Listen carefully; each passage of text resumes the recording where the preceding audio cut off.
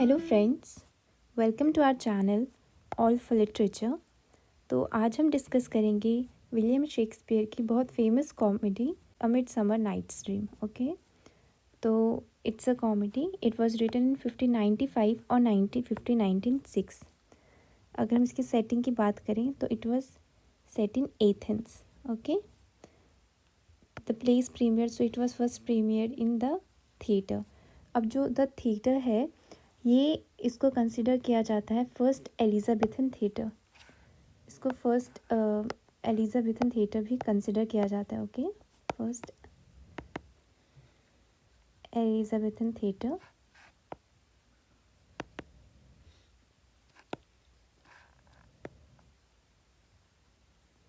And ये located था शॉर्डिच में। एंड इसका जो इसको बिल्ड किया था एक एक्टर और मैनेजर था जिसका नाम था जेम्स बर्बेज। ओके, जेम्स बर्बेज ने इस थिएटर को बिल्ड किया था। और ये फर्स्ट थिएटर कंसिडर किया जाता है लंदन में, जिसका सोल पर्पस था theatrical productions.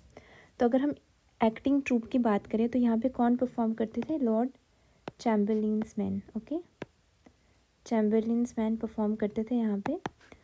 And Lord Chamberlain's Men ने एम्प्लॉय किया था किसको? शेक्सपियर को, as an actor and playwright. तो Shakespeare as an actor and playwright काम करते थे इस थिएटर में। गेट में कुछ डिस्प्यूट हो गया, जिसकी वजह से क्या हुआ कि वो लैंडलॉर्ड के साथ कुछ डिस्प्यूट हो गया लॉर्ड चैम्बरलिन्स मैन का, जिसकी वजह से उन्होंने डिसमेंटल कर दिया इस थिएटर को। और जो यहाँ इसका टिम्बर था, उसकी लकड़ी थी, उसको लेकर उन्होंने कंस्ट्रक्शन की ग्लोब थिएटर की।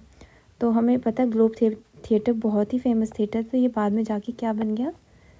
इसी थिएटर की लकड़ी से आगे जाके हमें ग्लोब थिएटर मिला। Okay, so this is important, this you have to remember. Moving on to next, so it was published in first in 1600 in quarto, then it was published in second quarto in 1619, then finally it was published in first folio in 1623. उसके बाद इसकी जो first performance है play की, वो Hampton court में हुई 1 जनवरी 1604 में as a prelude to the masque of Indian and China knights. तो प्रिल्यूड क्या होता है? प्रिल्यूड होता है कुछ ओपनिंग जिसको हम बोल सकते हैं, या कुछ इंट्रोडक्टरी पीस हो गया किसी चीज़ के लिए, to something more important. Okay, उसको हम प्रिल्यूड बोलते हैं। सो ये जो कॉमेडी थी, इसको परफॉर्म किया गया था as a prelude to the masque of Indian and China knights. तो एक मास्क उस टाइम पे परफॉर्म किया गया था, यह पब्लिश्ड फॉर्म में नहीं है हमारे पास। तो इस मास्क की ओपनिंग के तौर पे ये प्ले हम देख सकते हैं, मिडसमर नाइट्स ड्रीम, तब प्ले किया गया था। Okay, now if you look at the sources, तो अरिस्टोफेनीज की एक क्लासिकल ग्रीक कॉमेडी है द बर्ड्स, इसको प्रपोज किया जाता है एज अ सोर्स। और इंस्पिरेशन ली है शेक्सपियर ने from Ovid's Metamorphoses and also from Chaucer's the Knight's Tale. Okay, now we will look at the critical comments on the play. तो सैमुअल पेप्स कहते हैं, हमें पता है सैमुअल पेप्स कौन है? बहुत ही फेमस डायरिस्ट थे। ठीक है, डायरी लिखते थे। और उन्होंने क्या लिखा है अपनी डायरी में कि जब उन्होंने ये प्ले देखा तो उन्होंने लिखा है the most ridiculous play that ever I saw in my life. Okay, और उन्होंने ये भी लिखा है some good dancing and some handsome women which was all my pleasure. Then there is William Hazlitt. William Hazlitt कहते हैं कि that he has found the work to be a delightful fiction. Okay, but when staged it is reduced to a dull pantomime. He concluded that poetry and the stage do not fit together. तो ये basically ये कहना चाहते हैं कि जो ये play है, it was not fit to be stage. वो कह रहे हैं कि ये पढ़ने में ज़्यादा बेटर था as compare to when it was stage. And same views कौन शेयर करते हैं? चार्ल्स लैम्ब ने भी यही बोला है कि जो शेक्सपियर की प्लेज हैं, they were best when you read it, but अगर आप उनको स्टेज होते हुए देखोगे तो he was not impressed with that. Okay, next is S.T. Coleridge. He was probably the first critic to introduce gender issues. तो उन्होंने क्या बोला है in the analysis of the play? 2 points दिए हैं क्रिटिसिज्म के कोलरिज ने. पहला तो बोला the entire play should be seen as a dream, कि एक सपने जैसा लगा हमें उसको उनको. And Helena is guilty of ungrateful treachery to Hermia. He thought that this was a reflection of the lack of principles in women. तो आप देखें तो इनको कहलर एक क्रिटिक हैं जिन्होंने कोलरिज को इनकी इस बात पे मिसोजिनिस्ट भी कहा है. ओके, आगे जाके इस बात पे इनको काफ़ी क्रिटिसाइज़ किया गया है जो इन्होंने अपनी स्टेटमेंट दी है. Then there is William Maginn in 1837 produced essays on the play. तो उन्होंने बहुत सारे एसेज लिखे हैं इस प्ले पे. He turned his attention to Theseus speech about the lunatic, the lover and the poet, and to Hippolyta's response to it. He regarded Theseus as the voice of Shakespeare himself and the speech as a call for imaginative audiences. Okay. Next is John Dryden. John Dryden का work है The Author's Apology for Heroic Poetry and Poetic License. Okay. तो इस work में वो क्या कहते हैं कि इसमें एक तो इन्होंने डिफ़ाइन किया पोइटिक लाइसेंस होता क्या है. तो पोइटिक लाइसेंस बेसिकली क्या होता है? पोइटिक लाइसेंस एक फ्रीडम देता है किसको? राइटर्स को एक फ्रीडम देता है to write irrespective of the conventional rules होते हैं जो के irrespective of the conventional rules of the language while speaking और writing in order to create effect. मतलब राइटर्स जैसे चाहें वैसे लिख सकते हैं, उनको कोई भी रूल्स फॉलो करने की ज़रूरत नहीं है. तो ड्राइडन कहते हैं कि उन्होंने ये टर्म दी थी और उन्होंने बोला था कि अलाउ होना चाहिए राइटर्स को to depict things such as fairies. ठीक है, परियाँ डिपिक्ट कर सकते हैं वो. Things that do not exist, जो एग्जिस्ट नहीं करती but are derive from popular beliefs. Based on this reasoning Dryden ने डिफेंड किया है the merit of 3 fantasy places. तो ड्राइडन ने ये रीजनिंग दी है और इस रीजनिंग के बेस पे उन्होंने 3 और प्लेस को डिफेंड किया है. फैंटेसी प्लेस मतलब जिसमें ऐसे एलिमेंट्स यूज़ हो रहे हैं ओके लाइक फेरीज या कुछ मैजिकल एलिमेंट्स यूज़ हो रहे हैं जो रियल लाइफ में एग्जिस्ट नहीं करते. पहला तो उन्होंने डिफेंड किया मिडसमर नाइट्स ड्रीम को क्योंकि उसमें इनका यूज़ है. Then there is Tempest. Tempest में भी हमें पता है स्पिरिट्स का यूज़ होता है. Then there is the masque of queens by Ben Jonson. Okay. Next is Dorothea Keller. She has edited A Midsummer Night's Dream critical essay. She is a very important critic. Now moving on to characters. तो हमें first character जो important characters है यहाँ पे हैं वो Theseus जो कौन है? ड्यूक ऑफ एथेंस है. Then there is हिपोलिटा.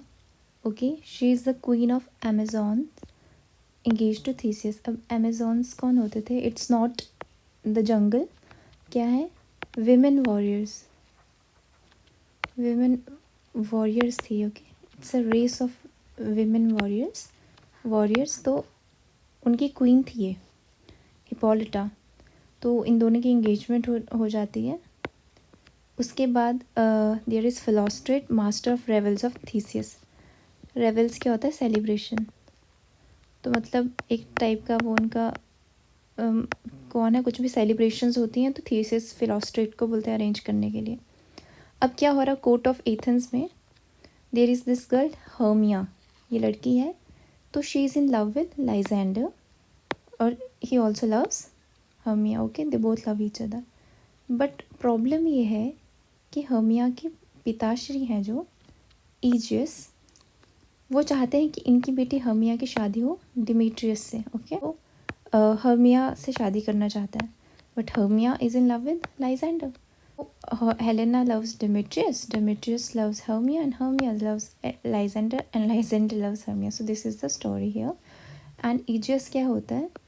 इनके पिताश्री ये जाते हैं थीसियस के पास. थीसियस के पास जाते हैं और वो कहते हैं कि एक लॉ है, एथेनियन लॉ है बहुत पुराना, कि if your daughter doesn't obey you then you have the right to give her death penalty. Okay, तो बोलता है या तो इसको बोलो इससे शादी कर ले, नहीं तो मैं इसको क्या कर दूंगा, डेथ पेनल्टी दे दूंगा। तो थीसियस कहता है कि ओके चलो। वो हर्मिया को बोलता है कि 4 दिन है उनकी शादी में, थीसियस और हिप्पोलिटा की शादी में भी 4 डेज़ हैं। तो वो कहता है इन 4 दिनों का टाइम देता हूँ, तुम डिसाइड कर लो तुमने क्या करना है। या तो तुम्हें अपने पापा के पसंद किए हुए लड़के से शादी करनी पड़ेगी, और एल्स तुम्हारे मैं दूसरा ऑप्शन देता हूँ, तुम ननरी ज्वाइन, तुम नन बन जाओ, ननरी ज्वाइन कर लो, एंड या तुम्हें डेथ पेनल्टी फेस करनी पड़ेगी नहीं तो। Okay, so I tell you the story, we will discuss the plot later on. Okay, तो ये हम देख रहे हैं कोर्ट ऑफ एथेंस में ये हो रहा है। Next the scene shifts to the woods. Okay, जंगल में सीन शिफ्ट हो जाता है, और वहाँ पे क्या है, फेरी कोर्ट, कुछ फेरीज है वहाँ पे। ओबेरॉन किंग है फेरीज का, Titania she is the queen of fairies, they are both husband and wife. Okay, अब क्या है, एक रॉबिन गुड फेलो है, Robin Puck Goodfellow is the full name. तो Puck is the nickname of Robin Goodfellow. तो ये किसकी service में है, ओबेरॉन की। एंड टाइटानिया के पास एक चेंजलिंग बॉय है। चेंजलिंग बॉय क्या होता था, फेरीज और एल्व्स, ओके, फेरीज या एल्व्स होते थे, तो उनके जो बच्चे होते थे वो भी सुपर नेचुरल होते थे। तो आधे ये फेरी जो चेंजलिंग्स को जन्म देती थी। ओके, तो टाइटानिया की एक डिवोटी होती है जिसका चेंजलिंग बॉय होता है। ओके, बिकॉज टाइटानिया अगर फेरी है तो उनकी जो डिवोटी वो भी एक फेरी या एल्फ होगी। तो वो एक बेबी को पैदा करते हैं चेंजलिंग बॉय को, but she dies, so Titania took the changeling boy into her care. तो अब क्या है कि ओबेरॉन चाहता है कि ये टाइटानिया जो चेंजलिंग बॉय है वो इसको दे दे ताकि उसको अपना नाइट बना ले। ओके, नाइट बना ले, बट टाइटानिया नहीं मानती। So there is this tussle going on among between these two. तो ये टसल हो रहा है यहाँ पे, एक डिसएग्रीमेंट है इनके बीच में। ओके, और फेरीज के साथ अटेंडेंस कौन है टाइटानिया की, Peaseblossom, Cobweb, Mote, Mustardseed. Then there are the mechanicals. Mechanicals Puck ने एक टर्म यूज़ की है फॉर द एक्टर्स जो एक प्ले परफॉर्म करते हैं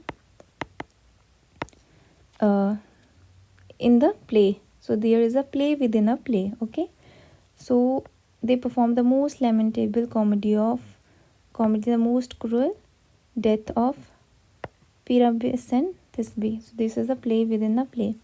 तो कौन है एक्टर्स, फर्स्ट इज क्विंस, ये बाय प्रोफेशन तो कारपेंटर है और ये डायरेक्टर है यहाँ पे प्ले के। देन देयर इज स्नग, तो he plays the role of a wall, he is a joiner. Then there is Starveling, he is a tailor and he plays the role of moonshine.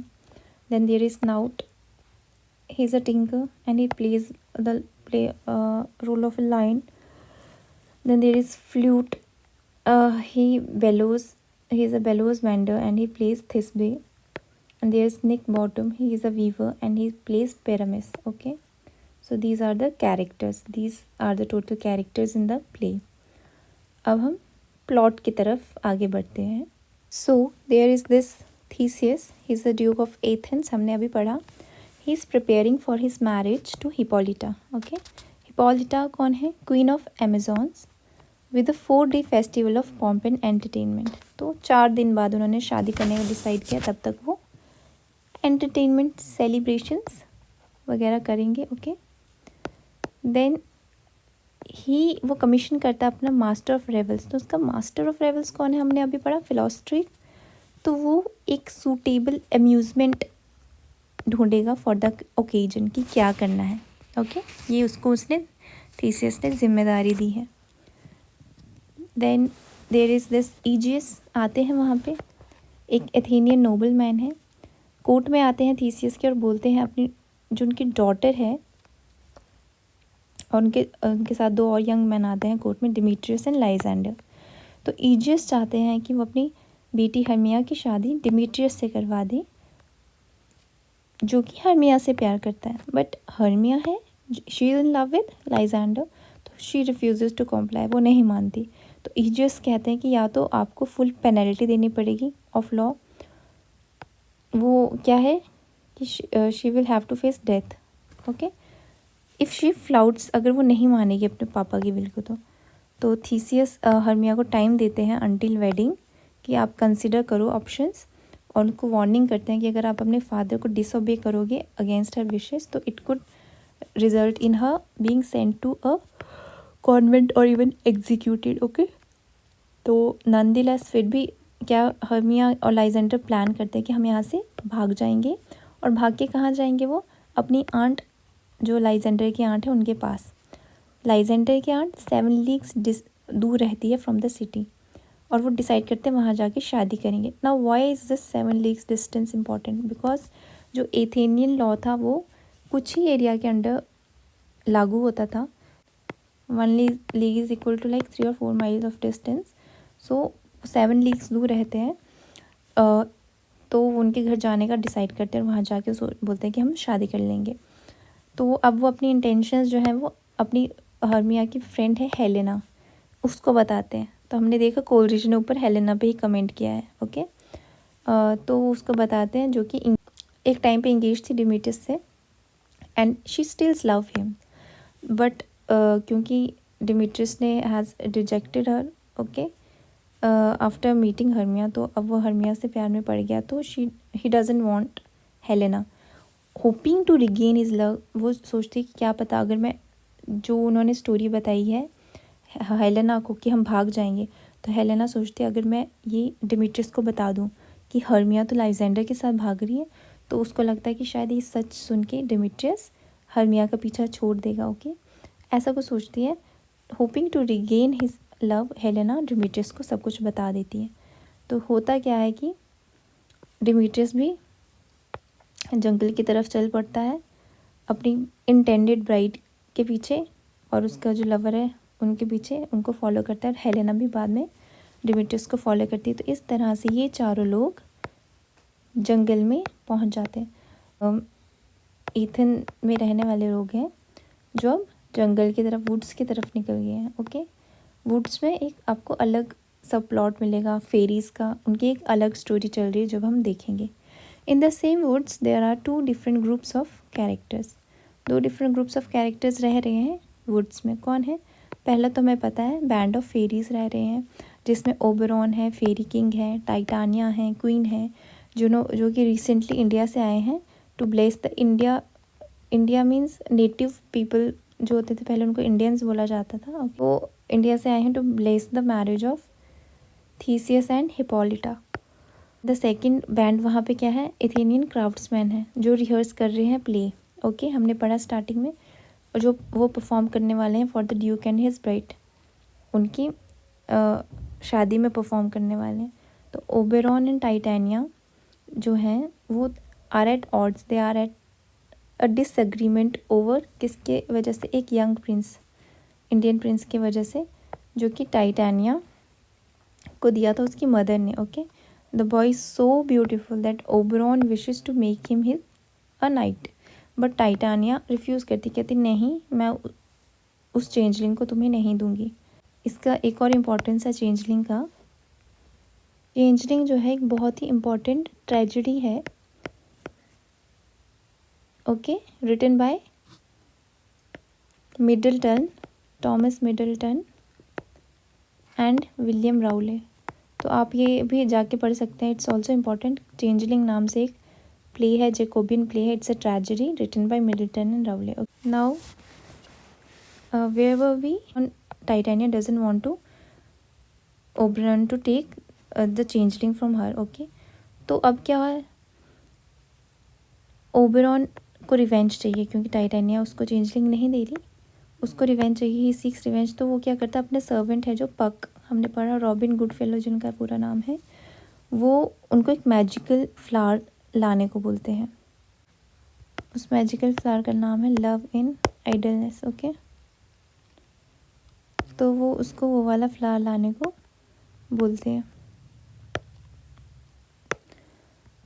उसके juice से क्या होगा कि जिसके ऊपर भी उस जूस को स्प्रेड किया जाएगा, जो इंसान सो रहा होगा, तो the moment that person opens his और हर आइज, तो क्या होगा, first thing that comes in front, the person will fall in love with that thing और person. Okay, that is the magic power of that magical flower, love and idleness. तो वो पक को बोलते जाओ तुम ये फूल तोड़ के लाओ, और उसका प्लान क्या है कि इसको जब टाइटानिया सो रही होगी तो उसकी आंखों के ऊपर डाल देना. हैविंग सीन डिमेट्रियस एक्ट, अब ओबरॉन ने जंगल में क्या देखा है कि हेलेना, हर्मी और लाइजेंडर साथ साथ जा रहे हैं. उसके बाद हेलेना डिमेट्रियस के पीछे पीछे जा रही है. डिमेट्रियस उससे बहुत क्रूअली बिहेव कर रहा है. तो वो देखता है कि Helena is in love with Demetrius, but Demetrius is not behaving well with her. So वो ऑर्डर करता है पक को कि एक और तुमने क्या करना है इसके साथ, वो जूस इधर एथेनियन एक यंग मैन घूम रहा है उसकी आंखों पे भी डाल देना है. अब पक को कन्फ्यूज़न हो जाती है आगे जाके. तो क्या करता है, उसको लगता है, वो लाइजेंडर को देखता है तो उसको लगता है एक जगह पे लाइजेंडर हर्मिया सोए होते हैं, तो उसको लगता है कि शायद यही वो एथेनियन यंग मैन है, तो वो उसकी आंखों पे वो जूस डाल देता है.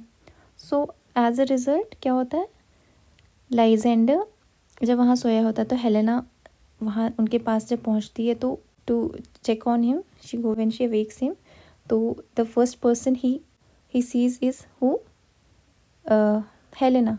सो he falls in love with Helena, तो deeply in love with her. और वो फिर हर्मिया को अबैंडन कर लेता है and starts professing his love for Helena only. तो पक क्या करता है कि उसको पता चल जाता है इसने गलत इंसान पे डाल दिया, तो फिर वो सेकेंड टाइम डिमिट्रियस पे ये डाल देता है पोशन. तो उसको भी पहले हेलेना दिखती है and now these both men are in love with Helena. तो हेलेना को लगता है कि they are mocking her. Okay, so Hermia becomes so jealous that she tries to challenge Helena to a fight. So Demetrius and Lysander and वो उसके लिए लड़ते भी आपस में, and they also try to protect Helena from Hermia. But Puck confuse करता है उनको बाय मिमिकिंग देयर वॉइसेस. इस तरह से क्या होता है, वो एक दूसरे के पीछे भागते भागते अपार्ट हो जाते हैं, खो जाते हैं जंगल में, और सब अलग अलग सेपरेट हो जाते हैं फॉरेस्ट में. अब ओबेरॉन ने बदला लेने के लिए क्या किया था, पक को क्या बोला था कि तुम जूस ला के टाइटानिया के आईलिड्स पे लगा देना. Okay, we know that. अब first creature she wakes up to and she sees is Bottom. This is Nick Bottom. Who is Nick Bottom? He is a craftsman. हमने स्टार्टिंग में देखा कि कुछ क्राफ्ट्समैन भी हैं जंगल में जो वो वहाँ पे आए हैं, they are rehearsing a play. Okay, Pyramus and Thisbe, they are rehearsing Pyramus and Thisbe. So उनमें से एक क्राफ्ट्समैन है निक बॉटम. तो पक क्या करता है, जस्ट फॉर द फन वो क्या करता है, बॉटम को, उसके हेड को टर्न कर देता है into a donkey head. Okay, he turns his head into a donkey's head. So what happens is the first thing Titania sees when she wakes up is bottom. So she falls in love with bottom, और जिसका head क्या है, he has a donkey head. Okay, इस तरह से उसका donkey head है, but he has a body of a human being. She falls in love with him and is the most ridiculous of the Athenian craftsmen, whose पक ने उसका transform कर दिया है into an ass. You know, ass means donkey. Okay. तो टाइटानिया passes a ludicrous interlude doting on the ass-headed weaver. तो वो ऐसे पागल हो जाती है उसके, she is adoring her. Okay, and all that, sorry, she is adoring him. Eventually Oberon obtains the Indian boy. तो ओबेरॉन जाता है टाइटानिया के पास और वो बोलता है कि आई विल, मैं ये जो तुम्हें ठीक कर सकता हूँ तुम्हें, लेकिन चेंजलिंग को मुझे हैंड ओवर करना पड़ेगा. ओके, तो फिर वो मान जाती है एंड ही जो भी उसका मैजिक चार्म है वो बोलता है, and she realises that she is doting over a donkey. तो इवेंचुअली ओबरॉन जीत जाता है, उसको चेंजलिंग मिल जाता है. अब जो पक है वही लव पोशन स्प्रेड करता है लाइजेंडर्स आइज. तो उसको हर्मिया दिख जाती है तब, एंड वो जो एक मिसचीफ हुई थी वो ठीक हो जाती है. Now Lysander is in love with Hermia, and Demetrius is in love with Helena. Okay, अब क्या होता है, सब जंगल में सोए होते हैं, थीसियस और हिप्पोलिटा आते हैं वहाँ पे, उनको मिलते हैं sleeping lovers in the forest, and they take them back to Athens to be married. Demetrius now loves Helena and Lysander now loves Hermia. After the group wedding, सबकी शादी होती है, lovers एक क्या देखते हैं, watch Bottom and his fellow craftsmen perform their play. कौन सा प्ले परफॉर्म कर रहे हैं वो, you know, Pyramus and this is a play within play. Okay, तो ये वाला प्ले वो परफॉर्म कर रहे हैं, and they are fumbling and they are hilarious. So सब लोग हंसते हैं उनकी, it's a tragedy actually, but वो जिस तरह से परफॉर्मेंस देते हैं तो सबको बहुत हंसी आती है. And when the play is completed, all the lovers go to bed and fairies briefly emerge to bless the sleeping couples. वो एक प्रोटेक्टिव चार्म डालती हैं उनके ऊपर, and then they disappear. Only Puck remains. तो पक एक epilogue देते हैं एंड में. ओके, एपिलॉग देते हैं जिसमें वो क्या बोलते हैं, to ask the audience for forgiveness, कि अगर कोई भूल चूल हो गई तो हमें माफ़ कर दे, एंड अगर आपको ये अच्छा नहीं लगा तो आप सोचें कि आप एक सपना देख रहे थे. Okay, this is the epilogue given by Puck. Now we will move on to important quotations. For aught that I could ever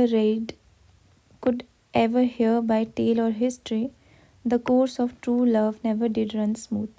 ये लाइन्स लाइजेंडर बोलता है इन बिगनिंग में ही, किसको, हर्मिया को बोल रहा है. ये लाइन्स कब बोल रहा है ये, जब वो भागने की plan to escape, they are trying to escape, और ये प्लान करते हैं कि एंड उनके हर्मिया के फादर मान नहीं रहा उनकी शादी को, तो वो बोलते हैं the course of true love never did run smooth, कि सच्चा प्यार जो है आसानी से नहीं मिलता.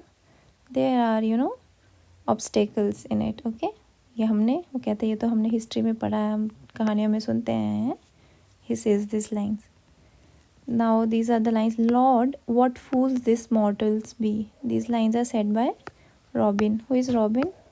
Robin Goodfellow is Puck. Okay, ये लाइन्स वो बोलता है टू ओबेरॉन को बोलता है, डिस्क्राइबिंग ये जो एथेनियन लवर्स वहाँ पे आए होते हैं उन पे कमेंट करता है वो. Okay, now next is, I know a bank where the wild thyme blows, where oxlips and the nodding violet grows, quite over canopied with luscious woodbine, with sweet musk roses and with eglantine. तो Oberon describe कर रहा है वो जगह जहाँ पे Titania सोती है. Okay, where Titania likes to sleep.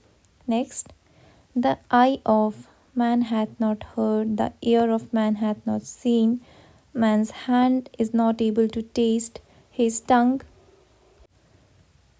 to conceive, nor his heart to report what may dream was.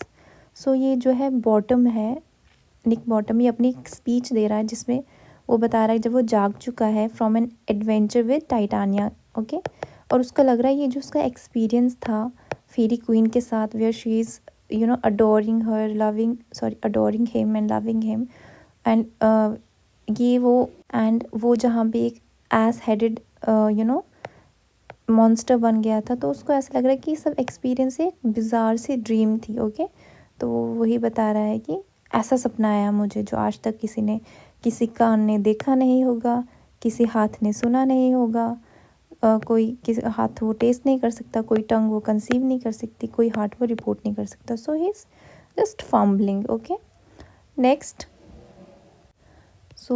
है, love looks not with the eyes but with the mind, and therefore is winged Cupid painted blind.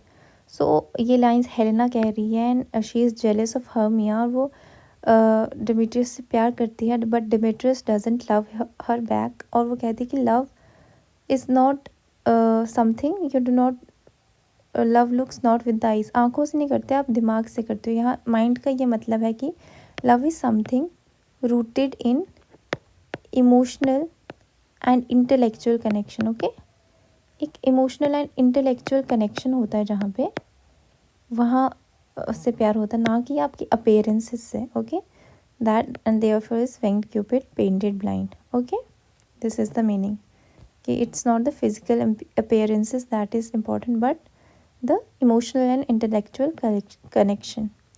Next is the lunatic, the lover and the poet, hour of imagination all compact.